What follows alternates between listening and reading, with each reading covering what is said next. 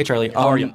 I'm good. How about you? So you're notoriously anti-Civil Rights Act. Well, again, I explained that earlier. There's parts of it that were good. Okay. I want to know what your idea for like not only Black liberation, but like liberation for any type of minority that was protected through the Civil Rights Act. Like what your idea for that would be if it wasn't there.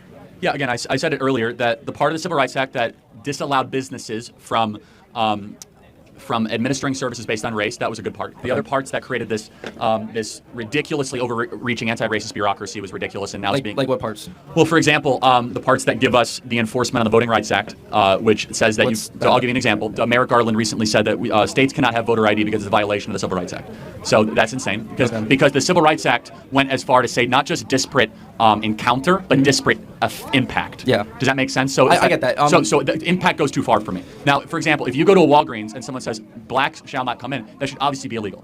But if it says that, hey, at Walgreens, black customers are stopped more for shoplifting than white customers, then they have come into stores, by the way, and big settlements have been paid because it's a violation of the Civil Rights Act, even though it turns out that the black shoplifters were like actually shoplifting more on average than white shoplifters. So disparate impact is very, very dangerous. Okay. And that's where the Civil Rights Act allowed us to go. Okay, I get that. But I also have another question about like student protests regarding any. You've been notoriously against like like the Black Lives Matter protests, the Palestinian encampment that was here last year. A little less, but yeah. Yeah.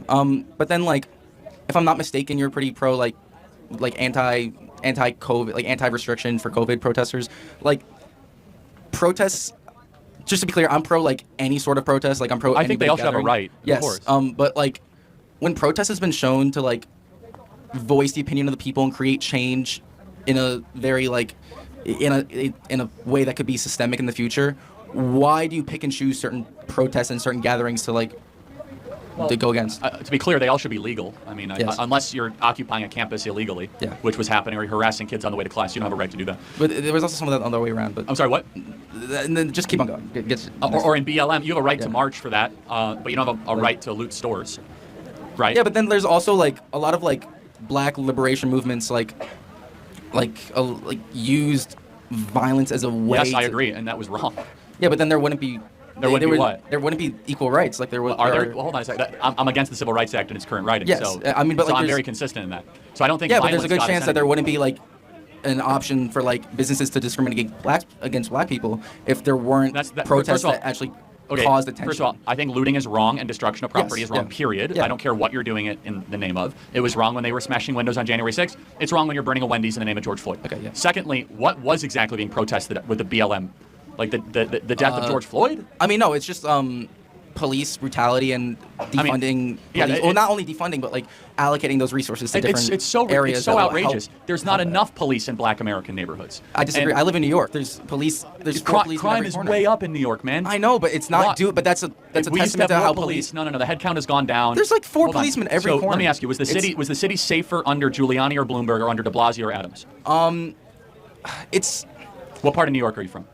I'm from like close to Harlem. Okay, so you would know this intimately then. Yes. You know that it was safer under Bloomberg than it was under De Blasio. Yeah, I'm not very pro De Blasio or Adams. Okay, Yeah. so but just to be clear, that you're asking me like what protests I pick and choose. Yeah. Like, I also will see what they're protesting. Again, they all have a right to protest. To be Yes, clear, yeah. But if you're protesting something stupid, I'm going to criticize you. Like, how about this? Instead of protesting against systemic racism, Yeah. why don't you go protest to put dads back in the home?